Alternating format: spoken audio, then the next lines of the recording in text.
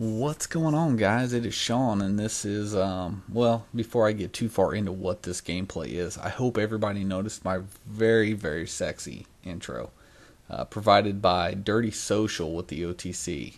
Man, I thank you so much. I could not be happier with that thing. I think it is just fucking awesome.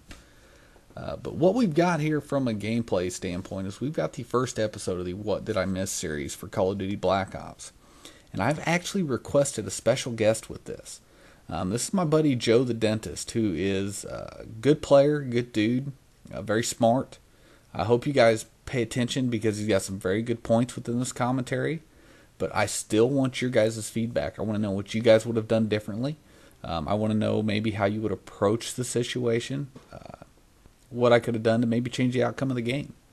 At the end of the video, please remember to like or dislike, comment, or subscribe. But I'm going to go ahead and let my buddy Joe run with this because I think he did a really good job with it. And let's see what you guys have to say. I'll talk to you soon, guys. See ya. What's up, everybody? This is Joe, aka the Dentist, and I am sitting in for Sean today. And I am bringing you a commentary of a Domination game on launch as the next episode of the What Did I Miss series. So Sean asked me to come on his channel and kind of give you guys an unbiased perspective of his gameplay, of our team's gameplay, because I am in this game as well, and hopefully I can provide you guys with some tips, strategies, insights, what have you, for the Domination game and the Domination strategies, and how you guys can become better players overall on these maps. So this map, Launch, probably one of my least favorite. This one and Array are just two maps that I don't really care for. And the reason this map is just it's a tough map to figure out spawns on, and it's a weird map in the sense that the distance between the A flag and the C flag is roughly the same distance between the C and B or A and B flag, and that's really an important factor to consider when playing this map. It is very it's very I don't want to say easy, but it's very possible to control both the A and C flag and keep the enemy at the B flag, which goes against most of the things that we've been taught when it comes to Domination for Modern Warfare 2 or any of the previous Call of Duties. It was control the B flag and you will win.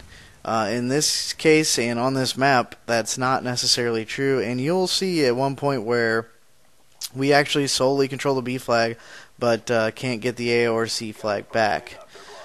So as you'll see throughout this video, most of Sean's deaths come from trying to cap flags, and that's kind of one of the things that I want to talk about. Is generally I like to use two strategies. Not just me, but our team. We like to use two strategies for capping flags.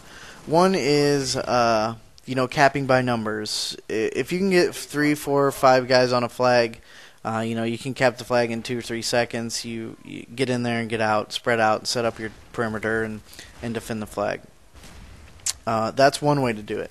And you'll see we do that a couple times, and it can work. It does work sometimes, but other times it can also lead to multi-kills for the other team, and you definitely don't want that to happen all the time.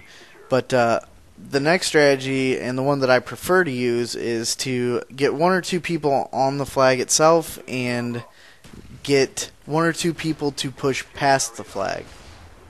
So what that does essentially is allows the 2 guys that are capping to watch the alternate routes into the map, and it allows the 2 guys to push past and pick up any of the defenders that are running blindly to the flag trying to save it. It also, if those 1 or 2 of those guys that push past the flag get taken out, they can make the call out and say, hey, here they come, they're coming from here, they're coming from there, and allow the guys that are capping to pick up those guys and and get the flag cap.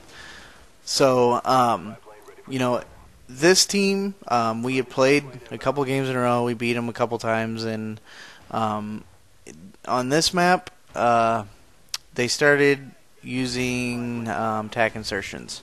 Don't want to get into this too much because I don't want to offend anyone or make anyone upset or whatever. I don't like tack insertions, and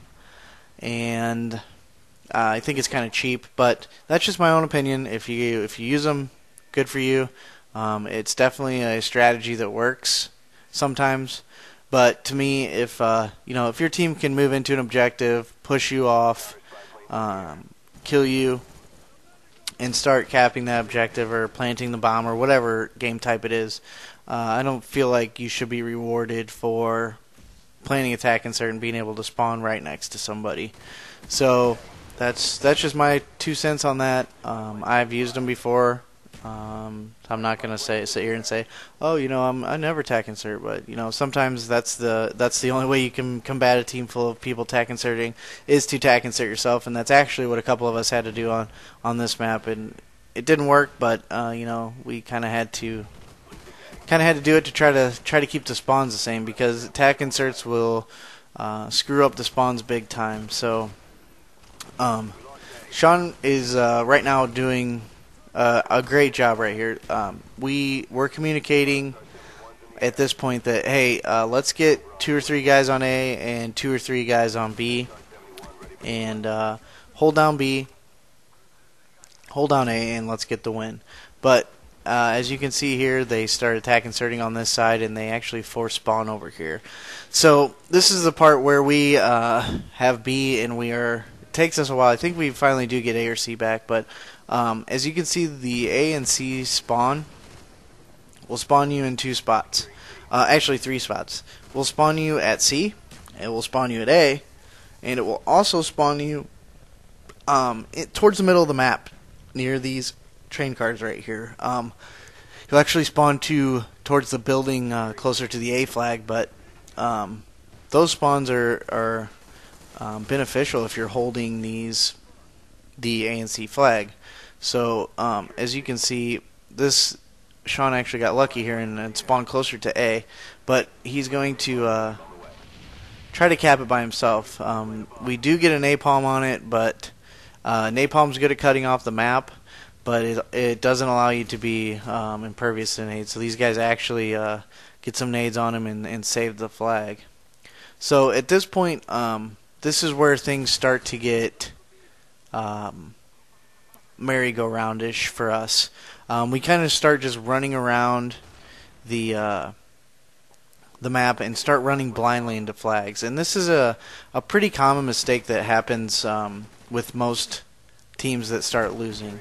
I'm talking about full teams here, not just teams of randoms, because normally teams of randoms, when they start losing, they just start camping for kills. But I'm talking about teams that are playing for the objective and playing to win.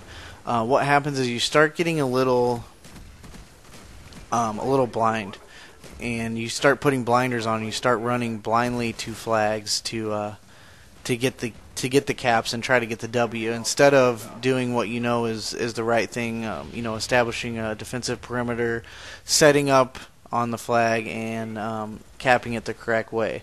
Everybody starts to try to be the hero and run in and cap flags by themselves, and it just doesn't work that way, and it becomes a vicious cycle, and really all you're doing is you're starting to feed the other team kill streaks.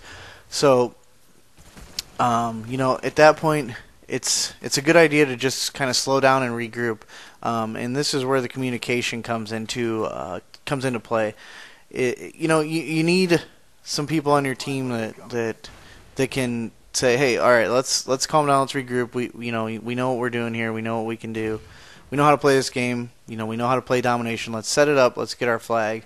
And a lot of times you just start to rage a little bit, and that rage makes the game a lot worse for you. So as you can see, Sean's kind of at this point trying to decide, should I go A, should I go C? What am I going to do?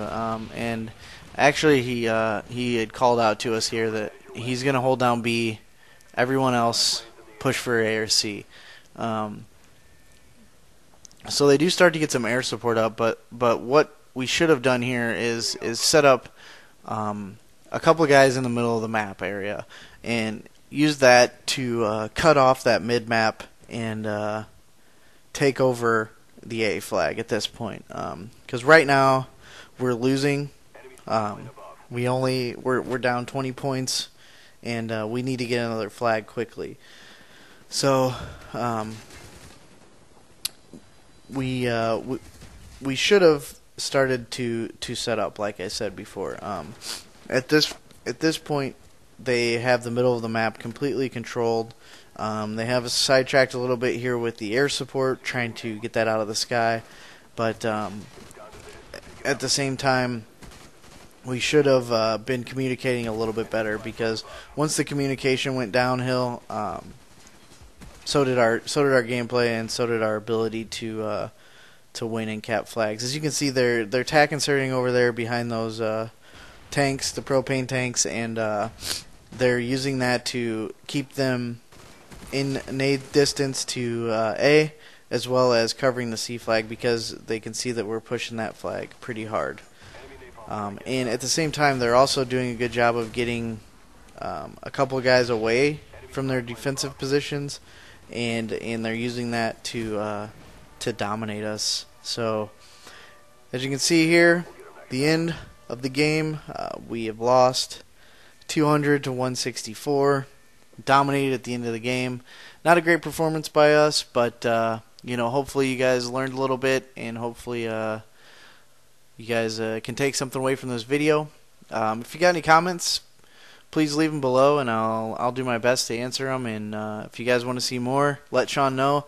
I'd be more than happy to come back in and do another commentary for him. So thanks for watching, guys, and I'll hopefully see you next time.